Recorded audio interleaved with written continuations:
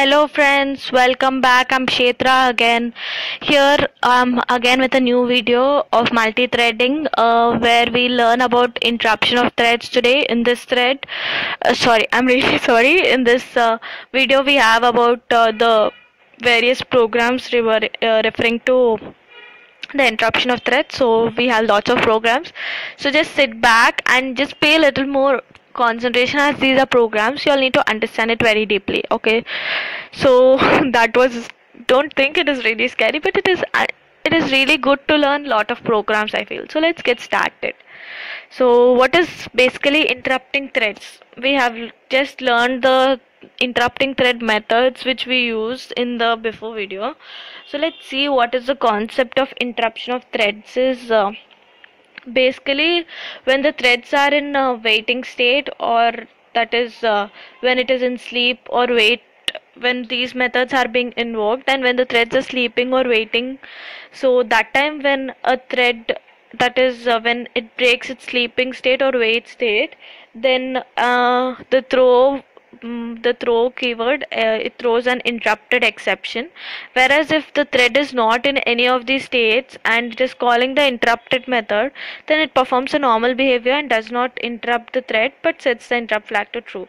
That is basically, this means that when they are in a sleeping state or waiting state, when they are just before using the resume method, they are calling the interrupt method, then that time an interrupted exception is thrown. Whereas when they are in running state, then there would be no exception and they just return true. Boolean flag true is returned. So the methods by which we can interrupt the threads would be public void interrupt, public static boolean interrupt, and public boolean is interrupted. This last method tells us whether method is interrupted or not. This interrupts the method and this interrupts the current thread which is working. So let's see a program of interrupt method. Here we have basically two parts for this program. As you all can see, this first and second slide. Here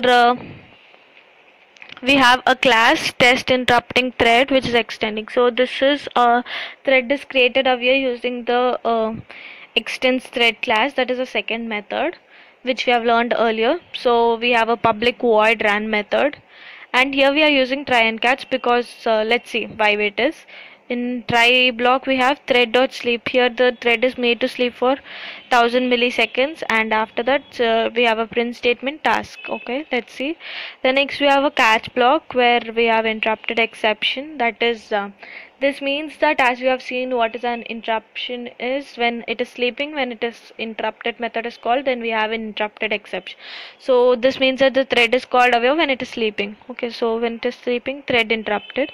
So we have public static void main string arguments, test interrupting thread, t1 is equals to new t interrupting thread 1. So here t1 is object which is created, then t1 dot start, and it is started. Now t1 is interrupted. When it is sleeping, it is interrupted, so an exception is obviously thrown. So first we have when it is interrupted, it is interrupt while it is sleeping. So first we'll have thread interrupted, and again exception handling would be the first method. First output would be thread interrupted, then again we will have exception handle. These are the two outputs. So this is the thing. Then program for normal interruption, that was when it was sleeping, we would have an exception. This program is when a thread is running. If the interrupt method is called, what would be the output? So this is a program about that. So let's see. Then we have this program again in which the thread is created by using extending thread class. That is the second method. So we have a run method. In the run method we have int I equals to 1, I is less than and equal to 5, I plus plus system dot out dot println I. So from this means that we need to print 1 to 5 numbers, as we can see from the for loop. So this means the thread is active away and it is not sleeping. And next we have public static void main string arguments. Here a object is created t1, and next t1 dot start. So the thread gets started over here and it is interrupted. This means the interrupt would just return a boolean value flag true, and there would be no exception. That's why we have no try and catch blocks away, as we can see in this program. So the final output of this program would be 1 2 3 4 5. That is for each iteration. So final output would be that. Since there are no sleeping and it is not called, so there would be no exceptions aware. The next is interrupted programming.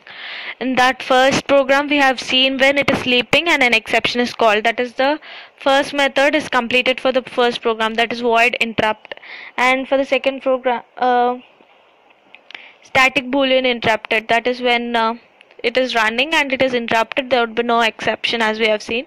This is interrupted program. This is to check whether any exception is generated or not, and if a thread is interrupted or not. To check that, we have this program. So we have a class test interrupting thread, we're extending thread. This means that again we are creating this by using the extending thread class, that is by inheritance concept, and second method of creation of threads. So we have a void run method and int I equals to 1, I is less than or equal to 2. So if thread dot interrupted system dot out dot print ln code for interrupted thread, that is if thread is interrupted, this block of program gets executed, else code for normal thread.